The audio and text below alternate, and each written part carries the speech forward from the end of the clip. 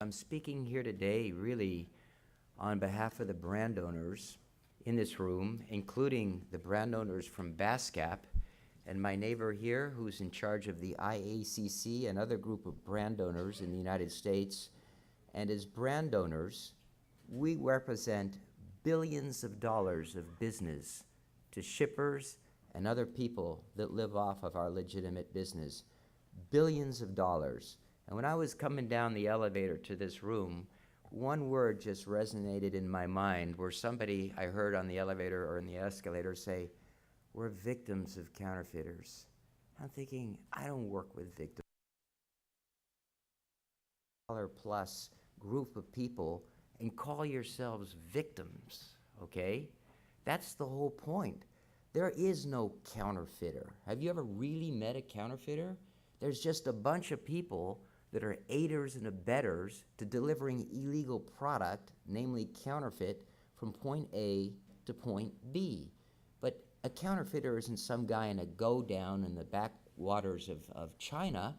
It's the bankers that finance the counterfeiters. It's the delivery boys, the vessel companies that deliver the counterfeits. It's perhaps your own distribution chain. So rather than us looking out and always talking about this elusive counterfeiter, let's look at our own practices and what we can do within our own reach and our own business practices and get rid of this mythological counterfeiter and start looking at the people that do not consider themselves counterfeiters, but in fact, without those people, the aiders and abettors, you would not have counterfeits. So I'm already way off speech here, so let me get back to the bit, okay? What the question is today, and I'm going to address vessel owners, okay? These are the people that take the counterfeits from point A, where they're made, and deliver them to point B. Now, we're always blaming the folks in point A, which is frequently China, or we're sometimes occasionally going after the people in point B, in this case it would be the EU, but we forget that without the delivery boys, there would be no counterfeits in point B. And the delivery boys aren't undercover criminal organizations that are smuggling this stuff illegally, this, that, and the other. The delivery boys are the huge vessel companies that everybody knows about that are listed on the stock exchange. And what makes it even more outlandish when I hear about this victim language is that they are your very own service providers.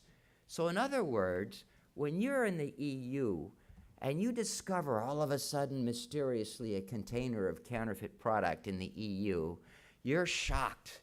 You know, how did this get in here? And everybody's complaining who's going to pay for the storage and destruction costs, and we have to find the counterfeiters, which you'll never do. And everybody's ignoring the obvious.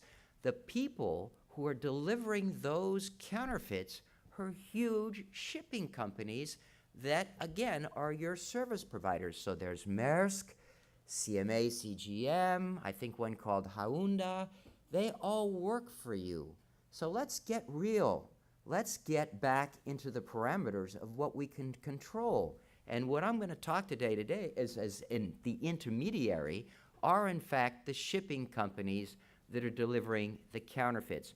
We're like a robbery victim that allows ourselves to be robbed. And not only do we allow ourselves to be robbed, afterwards we actually pay the robber to do it again. Because when this stuff is coming in, and it gets seized by your very own service providers, you end up in the EU because of some highly dysfunctional laws in the EU that are unfair on all levels, unfair business practice, everything. Those laws require that the brand owners pay for the storage and destruction of the counterfeits. Why? You haven't done anything wrong. The people who should be paying are the delivery boys. They're the last people that brought the counterfeits in. Those are the people you need to go to. But all of a sudden, they clothe themselves in this EU regulation that I think personally has been misinterpreted to say that the storage and delivery costs are the responsibility of the brand owners. You go back to your CEOs, and you explain that to your CEOs and tell your CEO to explain that to the board of directors and then ultimately to the shareholders. Because basically, by accepting paying storage and destruction costs for counterfeits being delivered by your own service providers that deliver your own legitimate product, that's going to be a hard story for anybody to swallow, even for a CEO with his stock options, okay? So I'm working with the CEOs of my companies now, and when I told them about this, they went berserk. And they said, Darcy, you go back into each one of our companies for 2 or 3 days, and you kick the tires, and you find out where we can tighten things up, especially in regards to this whole issue that our own service providers, and that includes distributors at times, it could be anybody, are carrying and are part of the counterfeit issue. We've always been externalizing the problem when in fact a lot of the control is within our own reach. So I'm going to shipping departments now in different multinationals and saying, are you telling or asking your service providers if they want to deal with counterfeiters, and do they want to deliver counterfeits? It's an easy question. Do you, as a vessel company, want to deal with counterfeiters and deliver counterfeits? The obvious answer is no. So the next question you ask them is, what are you doing about it? And then you get all kinds of smoke and mirrors, well, under code this and maritime law that. And it's like, no, no, no, no. We're not asking you to stop the counterfeits. We're asking you one little question here. Do you even ask of your clients, what's your name? Who are you? And they say to me, we don't have an obligation to do that. We have zero obligation. I'm thinking, we're in the 21st century here. We're blabbering away about free trade and everything else, and we've missed one important part. Moral business behavior, rational business behavior. You cannot have free trade without responsibility. And this is the weak link in this whole counterfeiting chain, that legitimate shipping companies that don't want to be dealing with counterfeiters are dealing with counterfeiters, but the problem is when they get caught delivering the counterfeits, and frequently they don't know that they're delivering the counterfeits, they push the burden on our back. So we end up paying storage and destruction costs. So you know what we're ending up doing as companies and corporations, all of us here? We're subsidizing the counterfeiters. We're actually taking away all the risk away from the delivery boys who are delivering the counterfeits and from the counterfeiters, and we're subsidizing the counterfeiters. If this is not dysfunctional, you need to go to a psychiatrist. I mean, this is something that even a Freudian shrink needs to, you need 2 or 3 years on this one. So I'm expediting it, okay? I'm taking it to your CEOs, and I'm taking it to your shareholders, okay? The most important department in anti-counterfeiting at this stage is not really the IPR experts. It's the audit department.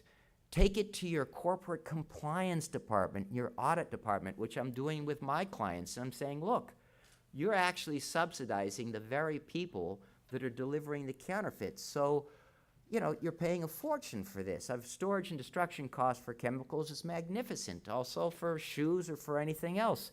So bring in your respective companies, the audit departments, the corporate governance departments, but it's got to start from the CEO, because if you go back to the big lump of middle management, you get all the experts to tell you why it can't be done. So I'm going to the CEOs of my companies, and they're saying, the doors are open for you in my company. Everybody's got to talk to you, and we're going through company by company now, and it's very basic. When you're talking, for instance, to the people who are dealing with the shipping contracts, they don't even have to redraft the contracts at this point.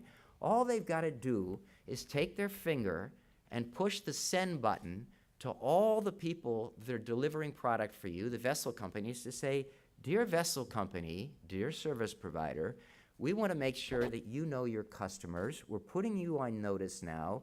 We're having a huge counterfeit issue.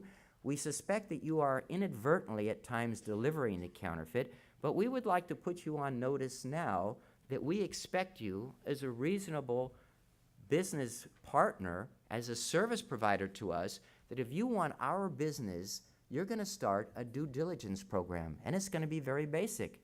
When people come in and deliver container loads of stuff to you, you don't have to inspect the containers. You don't have to be an IPR expert. You have to ask one question: what's your name? And I will tell you, just that question itself will take the counterfeiters, and they'll move on to the next company and the next vessel company until they find one that doesn't ask that question. And by doing that, two things are going to happen.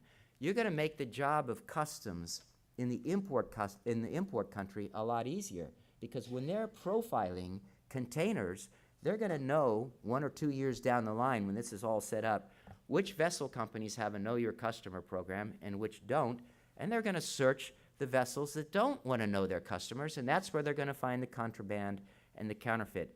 Point two, this is not bad news for the vessel companies. I talked to a guy this morning who was representing the vessel companies, and he's a lobbyist for them, and I said, this is a business advantage for your industry, because the vessel company that goes back to the billion-dollar clients that are in this room now, the billions and billions of dollars, the vessel company that goes back and says, we have a Know Your Customer program, and we are aware of your counterfeit issues, guess what? They're going to get our business, and the ones that don't aren't. And it's already starting to happen. Yesterday I heard one massive vessel company got fired from one massive industry because that vessel company said, we don't have any responsibility for checking our customers. So the client said, fine, we're not working with you anymore. So the word's out. I'm going to be talking to the CEOs of the vessel companies as well, because this is not a threat. This is a business advantage for them. So I see it as tripless. In other words, we don't have to talk about trips, IPR laws, or anything else. This is just a business proposition that'll work, okay? But we cannot keep the status quo subsidizing the counterfeiters for product that's being seized. No counterfeiter, no vessel companies are taking any risk at all. The vessel companies I've dealt with, I'll bust them with 28 tons of toxic pesticides. They swear in the Bible they'll never do it again, and 2 weeks later they're shipping for the exact same exporter in China. And then they're innocent again. So I'm saying, well, listen, fool me once, fool me twice, but this is, you know what? We're getting our act together. We're not going to be victims of counterfeiters, so we're going to the departments that are going to be asking the hard questions of the vessel companies. We're going to inspire the vessel companies to set up programs to know their customers. Everybody's going to be happy at the end of the day. But I suggest that you start clicking away to your CEOs, because this is where it's going to start. It's not going to start with the experts. And tell your CEOs that on one hand, you're getting robbed by somebody. On the other hand, they're your service providers. And that's the whole theme, okay? So thank you very much.